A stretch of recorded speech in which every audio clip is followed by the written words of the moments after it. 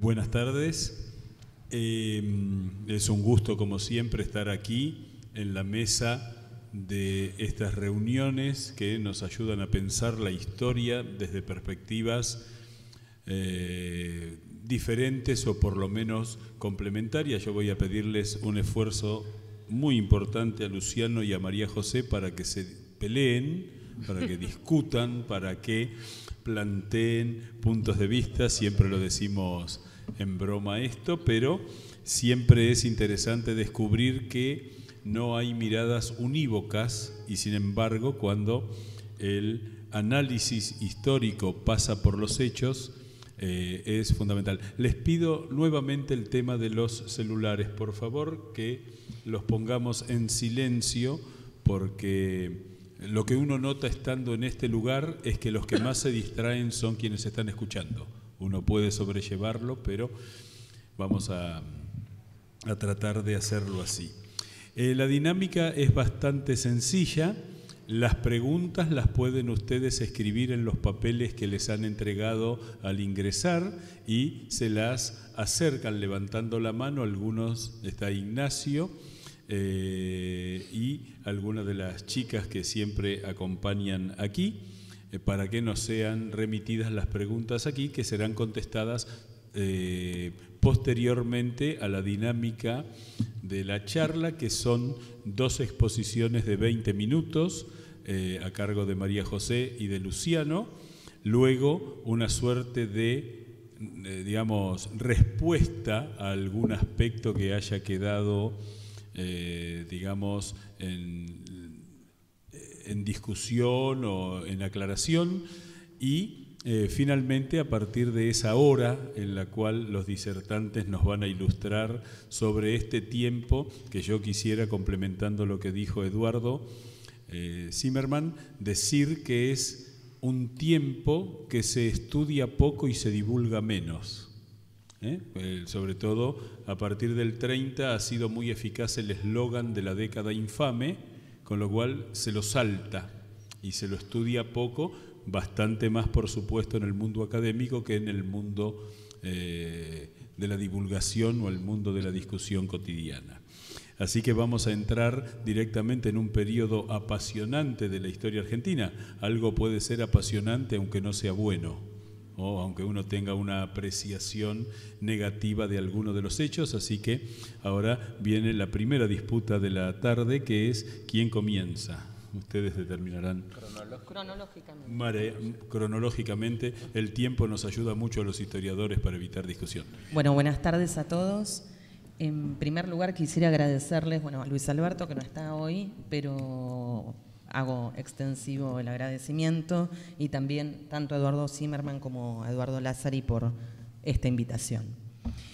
Bueno, como han anunciado ambos, me voy a detener fundamentalmente en la elección de 1928, tratando de plantear algunas características generales, en primer lugar, que tienen que ver con la convocatoria de este ciclo, que es el de elecciones decisivas, considerando el porqué de ese carácter decisivo de esa elección del 28, tradicionalmente conocida con el nombre del plebiscito. Y en segundo lugar, me voy a detener fundamentalmente en algunos rasgos de la campaña electoral de 1928, sobre todo en la ciudad de Buenos Aires, que es el ámbito que yo específicamente he trabajado en relación a ese punto.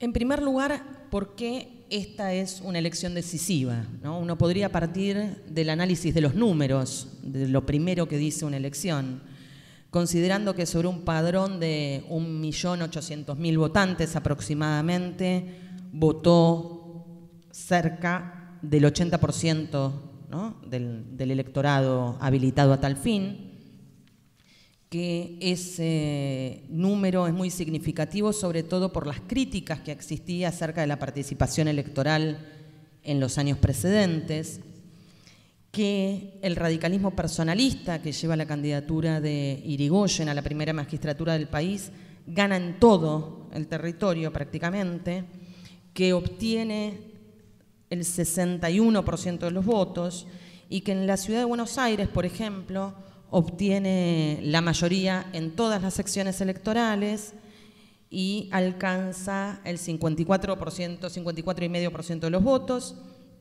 y que tiene números abismales en varios distritos, superando el 60%. Provincia de Buenos Aires, bueno, la ciudad que ya le hemos mencionado, Córdoba, Jujuy, La Rioja, Santa Fe y Tucumán, ¿no? Con variaciones muy importantes. Pero los números solo dicen eso, ¿no? Solamente plantean eso. Quizás más importante que los números tengan que ver con otros aspectos de la elección. Entonces, en primer lugar, ¿cuál es el contexto que enmarca esta elección? Bueno, lo que uno tiene que pensar tiene que ver con algunos rasgos y problemas que se venían enfrentando desde los años precedentes y que enmarcan en cierto sentido la elección. El primer punto tiene que ver, desde mi perspectiva, con las tensiones dentro del radicalismo.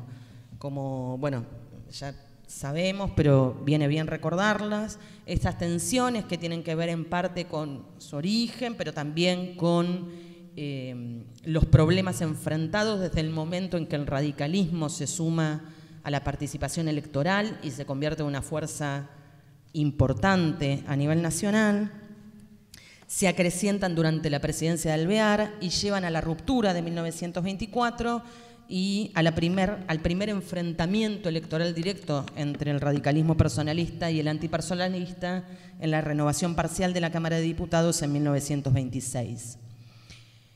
El radicalismo enfrenta entonces este conjunto de tensiones, también lo enfrentan otras fuerzas políticas. Podemos también hacer mención a la división en esos años del Partido Socialista, específicamente la división de 1927, pero también estos conflictos entre partidos, dentro del radicalismo en particular, cruzan las tensiones con las tensiones institucionales. Por ejemplo, hay un conjunto de debates que se dan dentro del partido y entre los diputados representantes de las distintas facciones del partido y el gobierno en torno a una serie de conflictos particulares, como es, por ejemplo, el de la intervención a la provincia de Buenos Aires, ¿no? Entonces, es un conflicto que se da en 1925, cuando se vuelve a presentar el pedido de intervención en 1927. Entonces, ahí tenemos la dinámica política influyendo, ¿no?, en la dinámica entre partidos y viceversa, cómo los conflictos dentro del partido afectan o no la propia dinámica y la propia relación entre Poder Ejecutivo y Legislativo. Por otro lado, en lo que tiene que ver también con el contexto y cómo se va a llegar específicamente a la campaña, si nos detenemos en el año 1927, hay fuerzas políticas que comienzan a organizarse en pos de la elección presidencial. Y en ese sentido podríamos decir que quienes toman la delantera son los conservadores, ¿no? Las distintas fuerzas conservadores a nivel provincial se organizan, crean la llamada Confederación de las Derechas, que define apoyar cualquier candidatura que se oponga a lo que se supone va a ser la candidatura de Irigoyen, fundamentalmente la candidatura de los antipersonalistas. En ese mismo contexto, la Unión Cívica Radical Antipersonalista comienza una serie de reuniones que la llevarán, luego de diferentes discusiones, a la conformación de una fórmula presidencial que será encabezada por Melo y secundada por Vicente Gallo para la vicepresidencia de la Nación. Este escenario permite la conformación, ya para 1927, de lo que será conocido con el nombre del Frente Único, es decir, esta asociación entre conservadores y radicales antipersonalistas que tendrá como fórmula principal aquella de Melo Gallo. Por su parte, ¿qué pasa con otros partidos? Por ejemplo, el Partido Socialista. El Partido Socialista termina definiendo sus candidaturas, como lo hacía habitualmente, a través de los mecanismos internos de elección de autoridades y como lo definían sus estatutos. Y esa elección se da en un contexto también particular, como mencioné anteriormente, la ruptura del partido, con la ruptura de agosto de 1927 genera tensiones dentro del partido y un resquebrajamiento de sus estructuras, sobre todo en la ciudad de Buenos Aires, y además la elección de autoridades y la posterior campaña electoral va a estar signada por la muerte de su principal líder, que es Juan B. Justo, en enero de 1928. Entonces, ahí tenemos a ese otro actor también significativo. Y después tenemos al que podríamos decir que es el principal, ¿no? Al que, ya sabiendo el final de la historia, es el victorioso en la elección, que es el radicalismo personalista. Y una situación muy particular, que es la del radicalismo personalista, no termina definiendo sus candidaturas sino hasta semanas antes a la elección presidencial. Prácticamente entre 10 y 15 días antes, ¿no? La elección es en el 1 de abril de 1928, las candidaturas se definen mediados de marzo, ¿no? Obviamente se aclama por unanimidad la candidatura presidencial de Irigoyen. Pero lo sintomático es que toda la campaña, y cuando uno lee la prensa, tanto la prensa nacional como la prensa partidaria, todo gira desde mediados del año anterior en torno a la figura de Irigoyen. Es decir, todo el debate público gira en torno a si Irigoyen volverá o no a ser el candidato a la presidencia de la nación, volverá o no a tener un segundo mandato. Entonces, esto es lo que nos permite pensar algunos aspectos vinculados a la práctica electoral, es decir, a la campaña electoral específicamente. Voy a primero mencionar algunos rasgos de las campañas, ¿sí? Y luego, pensando fundamentalmente en términos de las prácticas, y luego pensar algunas cuestiones vinculadas a los discursos y qué dicen esos discursos sobre la política argentina y sobre el funcionamiento de la política argentina de entreguerras y de fines de los años 20 específicamente. Cuando uno piensa en las prácticas, ve que efectivamente los partidos, insisto, observando la capital federal, un distrito, muy particular, porque es centralmente urbano, donde tiene un alto número de electores, donde se utilizan medios muy, en términos comparativos, modernos. Si uno compara con otros distritos donde la política todavía tiene mucho de cara a cara, ¿no? Donde son distritos electorales que llegan a los 30.000 electores. A veces con Luciano hacíamos el chiste que tienen, digamos, votantes habilitados que no llegan a tener el número de la elección de un centro de estudiantes de una facultad importante de la Universidad de Buenos Aires, ¿no? Entonces, insisto, es un distrito muy particular el de la Ciudad de Buenos Aires, el de la capital federal. Pero bueno, en ese contexto los partidos se organizan, realizan actividades, fundan comités. Es una práctica muy habitual esto de ir fundando comités en una ciudad, además, que en ese momento está en profundo crecimiento. Organizan actividades barriales, organizan desfiles. En el caso de los radicales, muchos de los desfiles y de las actividades terminan con, digamos, el punto de destino es la propia casa de Irigoyen en la Avenida Brasil. Una campaña además marcada por victorias electorales que preceden a la elección nacional en algunos distritos como Santa Fe, como Salta, como Tucumán, como Córdoba, que el radicalismo logra arrancar, logra obtener por fin una victoria en 1928, ¿no? De elecciones a gobernador. Entonces, en ese contexto es que los partidos se van organizando. Y un fenómeno que aparece, que es muy singular, que no es nuevo, pero que sí cobra un volumen significativo en esta elección y que, bueno, Luciano ha trabajado para la elección del 31 también, tiene que ver con la apertura de un conjunto de comités, organizaciones, agrupaciones que apelan al criterio de la independencia y que desde ese plano se organizan y desde ese lugar apoyan candidaturas presidenciales. Insisto, ese fue un fenómeno común de la vida política argentina, pero que en esta elección tiene una importancia desde mi perspectiva, muy significativa.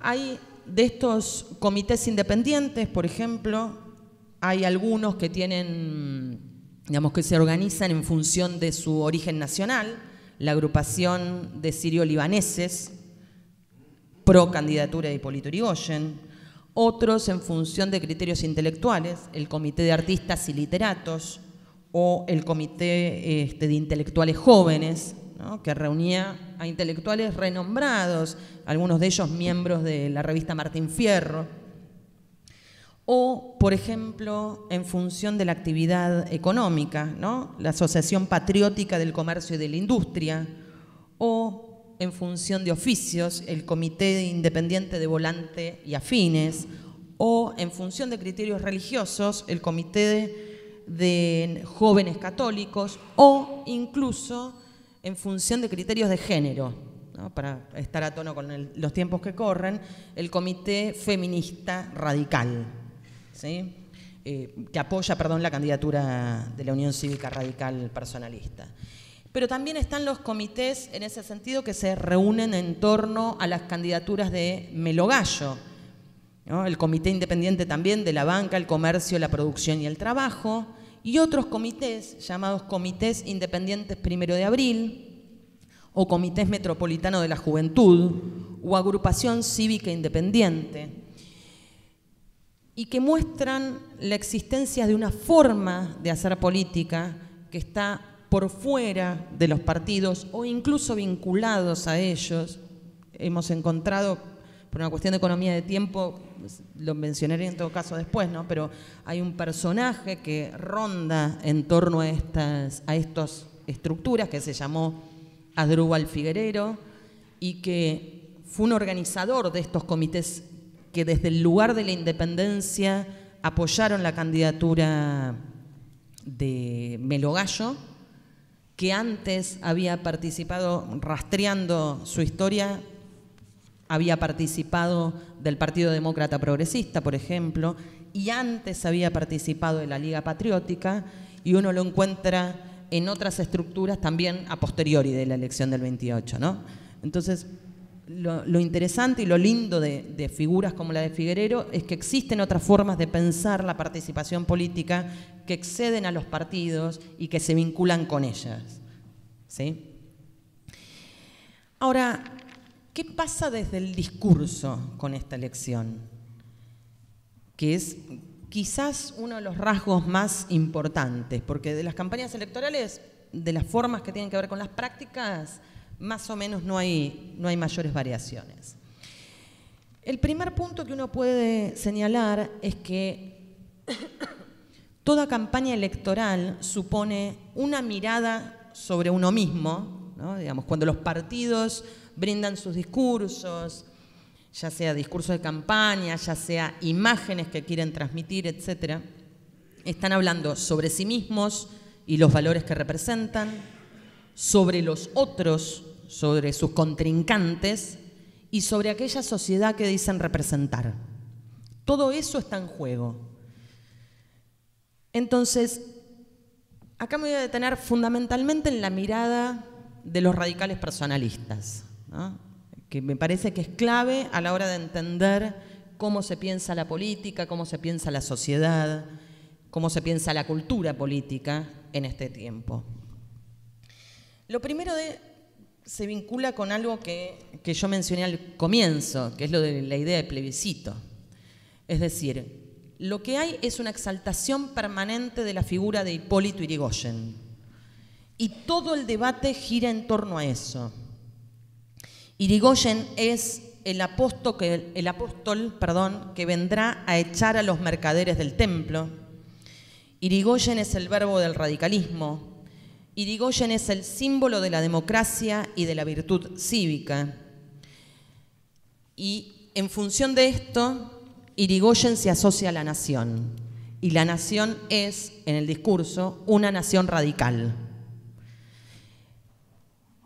Mientras esa exaltación es la que se presenta, ¿no?, es la de la lucha de la causa, ¿no?,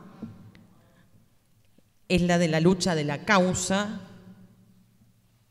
es la de la lucha de la causa ¿contra quién? Bueno, contra aquello que se enfrenta, que concentra un conjunto de valores negativos, ¿no? Mientras la virtud cívica está asociada al radicalismo y a Irigoyen, sus contrincantes son caracterizados como el régimen, los réprobos, los traidores, y en eso se reúne a todo el conjunto, ¿no? Antipersonalistas fundamentalmente, pero conservadores también. Entonces, la democracia es solo posible con la vuelta de Irigoyen, ¿sí? Solamente se la entiende como posible con la vuelta de Irigoyen. Entonces, esta elección, este plebiscito de Irigoyen, tiende a confirmar algo que estaba presente en la política argentina, pero que en 1928 lo vuelve a poner de manifiesto, que es la idea de la unanimidad, ¿sí? La unanimidad, que es algo presente en la cultura política argentina, pero que a su vez esconde un problema, que es cómo se expresa la diferencia, cómo se expresa aquel que no comparte esa unanimidad, ¿no? Volviendo a la cifra inicial, el 60%, si es el plebiscito de Irigoyen, está ocultando, por otro lado, un 40% que no lo ha votado, ¿sí? Entonces, ¿cómo se expresa esa voz? Entonces, en ese sentido, la elección, que viene a ser una formalidad, porque Irigoyen es el líder ya electo, la elección viene a confirmar eso, deja irresoluble un conflicto, tanto para vencedores como para vencidos, ¿no? Y es ese conflicto que las elecciones dejan de ser, o más que dejan de ser, no terminan siendo nunca un espacio para la resolución de los conflictos políticos, ¿sí? Y me parece que ese es un problema que se marca de manera muy significativa en 1928 y creo yo que es un problema que acompañará la política argentina durante gran parte del siglo XX, ¿sí? Entonces me parece que en ese sentido es clave la elección de 1928. ¿Estamos bien de tiempo? Gracias.